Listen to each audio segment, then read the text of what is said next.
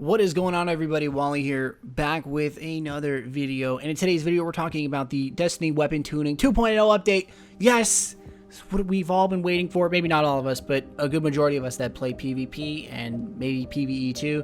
This is something that we've definitely been waiting for. I have been taking a break, if you guys have not seen, because a large part of it is the only reason I play Destiny now in between patch content is for PvP. PvP is not fun for me personally. Maybe fun for people who enjoy shotguns and last words and thorns. Great for them. Cool. I got nothing against people like that. But for me personally, I would much rather go fly a kite than play the unbalanced game modes as they are currently. But this weapon tuning update is sort of going to fix some of those things.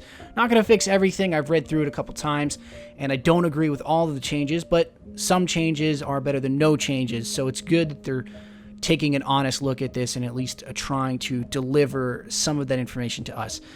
So before I get into it, I'm not going to cover everything about the weapon update. I'm going to cover the things that matter to me and I think matter to you the most. I'm not going to cover every little thing. I will have a link in the description below if you guys want to look for it, sort of follow along or read through it yourself. I recommend reading through it yourself though, and figuring out what you like, what you don't like. That's all good and dandy.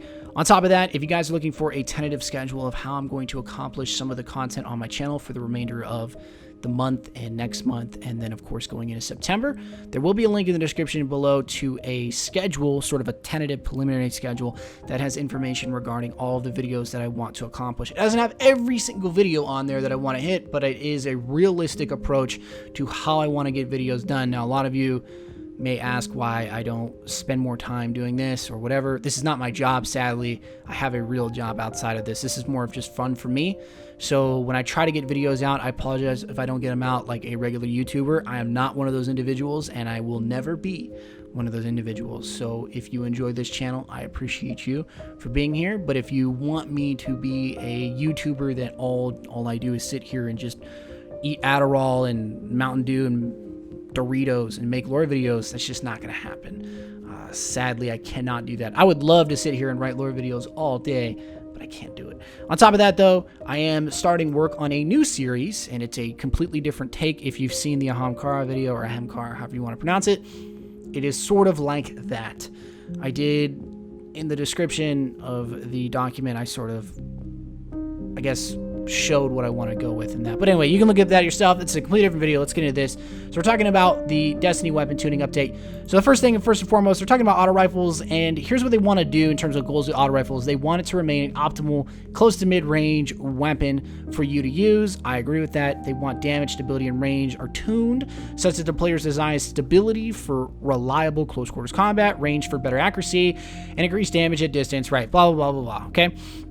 Here's what they're going to do. They're going to increase the base damage. That's something that a lot of people have been requesting. They're going to start damage fall off closer to the player to emphasize its role as a close to medium range weapon. Again, fine with that.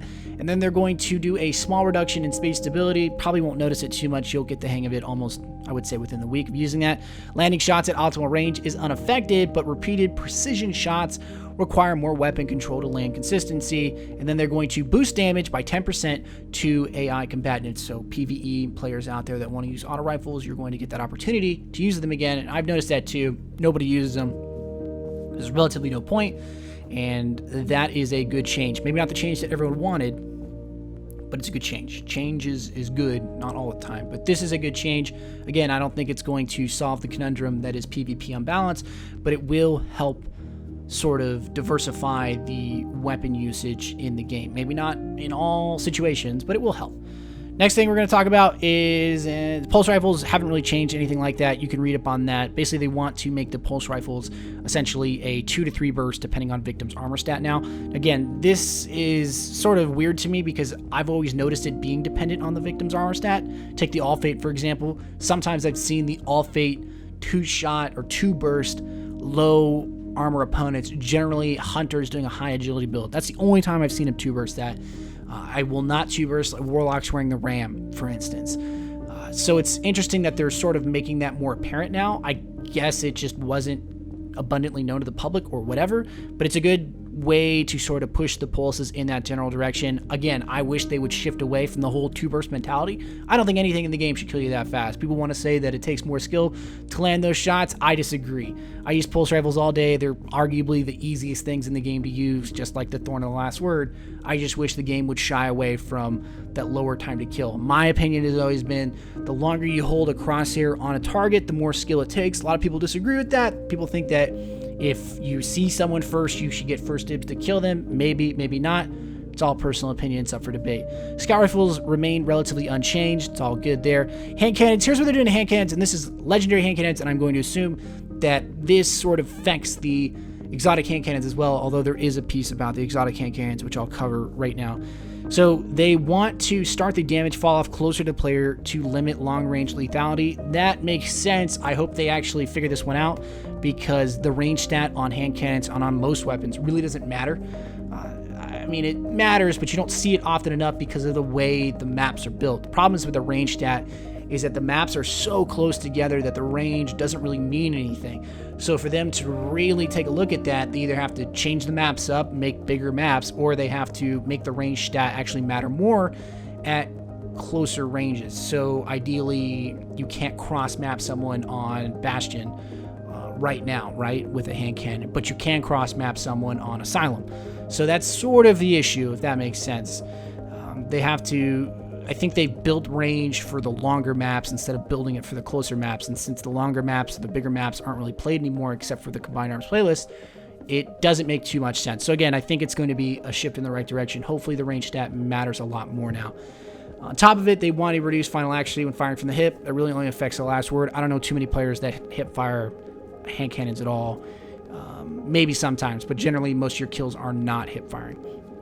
They're going to reduce the magazine size for all base inventory stats. Fine, that's totally cool. Reduce base optic zoom for all hand cannons. This sort of plays into the fact that they don't want that long range lethality. Makes sense. I think that's a good change. Let's talk about the shotguns, and then we'll hit the Thorn of the Last Word, and then probably just call it. So the shotguns, they want the shotguns to be the most effective at very close range. I mean, I think that's very apparent. I think the shotguns are the most effective at all ranges, and that's the problem. They want it to be complements melee attacks and other close quarter class builds. So again, sort of makes sense. That's what shotguns have always really been in any other FPS. They have been that close range viability weapon. They want to use offensively closing out an enemy with shotgun is a risk-reward timing game. It's garbage. So that's where the goal they want it to be. That's where it's not right now, because if anyone knows that you can just run around with the primary shotgun and you can close the gap because of the range value on those shotguns faster than that individual can kill you, especially when you couple it with blink or something ridiculous like that. That is something hopefully they're going to take a look at. They want to curb the shotgun effectiveness in PvE slightly to reintroduce some risk when closing in on a powerful enemy. That makes sense, right? Again, I don't really care what they do in PvE because it doesn't really affect me that much. I play the hell out of PvE, but PvE to me is not the challenge in a way. It is challenging in some respects, but I view PvP is the end game.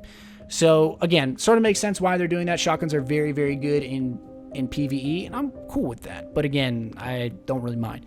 They want to do shotgun perks that enhance lethality at range should be less effective when combined with a right or with a high initial range stat. So they're going to reduce shot package accuracy buff by 30%. That's pretty big. They're going to change rangefinder so it only adds a 5% base range increase on ADS. It was originally 20%. They want to reduce precision damage on multiplier by shotguns by 10%, and they want to reduce shotgun damage in PvE by about 10%. So overall, a good change in general to shotguns. We'll have to see again. I don't want to sell this one and say it's garbage until I actually try it out. I have a feeling that the game is still going to be full of shotguns, but that's fine. It's a step in the right direction. It's not a huge nerf for shotguns are unusable, where the people who love using shotguns are going to complain about that and just not find a home in PvP. That's not something that I want. So anytime I come off as like zealous or like less moderate than usual, it's not because I want them to like nerf the hand cannons or nerf the Thorn so the players that use those weapons or love those weapons can't use them anymore. I want it so that those weapons are on a semi-equal playing field with the other weapons. Shotguns currently are arguably the best special. Not really, can't really count sniper rifles, but they're one of the best primary weapons because players don't use them as secondaries, use them as primaries. That's a huge problem. So again, hopefully they're shifting and take a look at that. They talk a bit about fusion rifles here.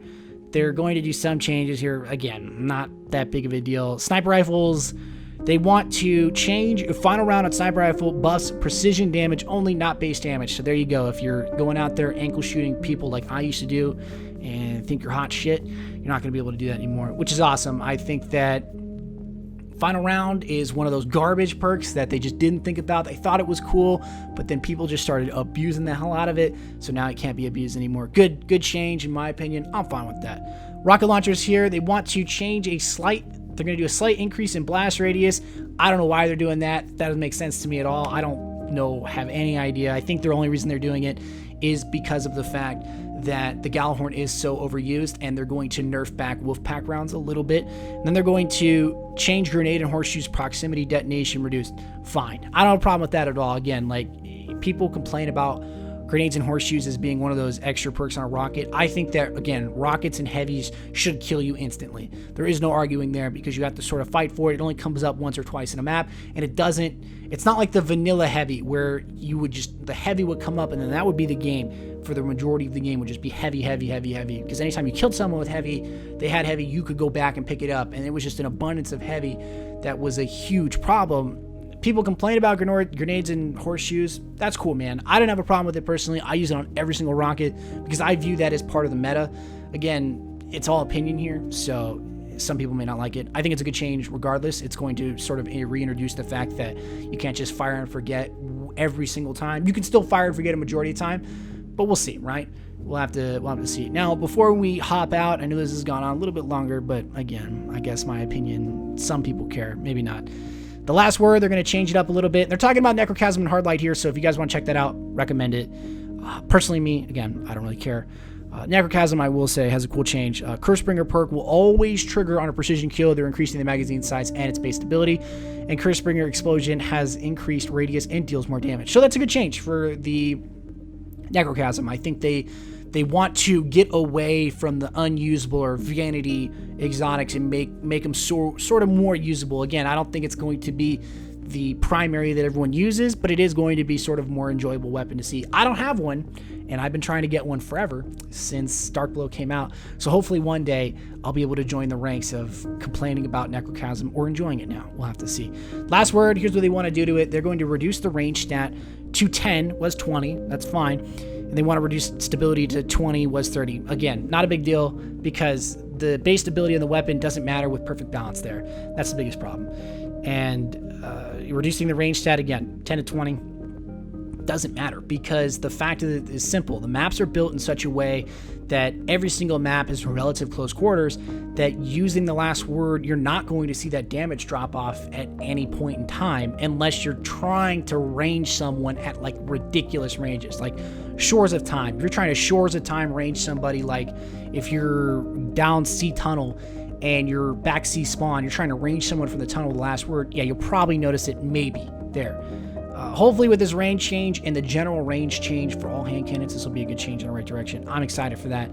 Again, have always sort of been in the proponent that the hand cannons, especially the exotic hand cannons, are a bit of a crutch. That's just me. I have nothing against people who use them, but they're crutchy. You know, that's just how I personally feel it. The Thorn is getting changed up here, and I don't agree with any of the Thorn changes at all. But again, it's opinion. So they're going to reduce the base damage of the Thorn's Mark of the Devourer dot to roughly 1/3 of it was in PvP and PvE. So it'll hit for like 4 now instead of 7 or something like that, give or take. And then they're going to allow the dot to stack up to 5 times across multiple landed projectiles. This is a net buff to Thorn's dot, but reduces the lethality of the weapon in PvP. I don't get this, man. It doesn't make any sense. Just remove the damn dot and take it to like 3 and it's fine. You don't have to make it so that the dot stacks and causes more pain. It's one of those changes that after they change the ARs, they're so afraid of community backlash now that if they tone a weapon back because the majority of the player base uses it, they're going to get so much flack. People are going to throw their game away, whatever. Again, I hate the Thorn. I dislike the way it's used in the game. I don't think it's part of the meta at all. It's not fun. I think it's still going to be incredibly used. It may change up the game a little bit, but people are still going to use it because it's easy to use. That's the biggest thing. Like, why would you use a weapon that isn't as easy to use? Like, why would you use a scout rifle on Asylum? It doesn't make any sense when you could just use the Thorn and do way better. You know, that's the argument, and I agree with that argument 100%. I'm not telling people to like go out there and spend more time using weapons that are challenging because I don't want to be killed by weapons that they think are good. You know, that's like about me, not about them enjoying the game. So again, I don't agree with that change, but hey, we'll see what it does. Hopefully they're making a couple other changes here, but again, none of them are too important to me. If you guys want to read up on the rest of it, I recommend it. They are going to sort of tone down the Wolfpack rounds and the Gajalahorn. Again, every single enemy in the game is like a bullet sponge, especially on the higher levels. So them doing that, I don't know, man. Again, we'll see. I love Destiny, but I am a huge critic of the game. If you guys haven't seen, anyway, this is all in the. This will all be in the description below. This went on a little bit longer. I guess I'm doing longer videos now. I'm not even paying attention, but whatever. I gave you some of my opinions on this. Hopefully you guys enjoyed that. If you guys have any comments, criticism, please feel free. What do you guys think about the patch? I am curious. Will you be coming back to PvP? I probably will be trying my hand in PvP once again, trying to make it real, trying to make it fun. But like I said, a majority of the break that I've taken for the past 2 weeks now has been because of the fact that I just don't derive much enjoyment from playing the only game mode that I like. That's just me, though. I hope you guys enjoyed this. If you guys have any questions or anything like that, want to know more information, please feel free. Check out the tentative schedule for content-related information, and I hope you guys have a great day, great week. I'm out.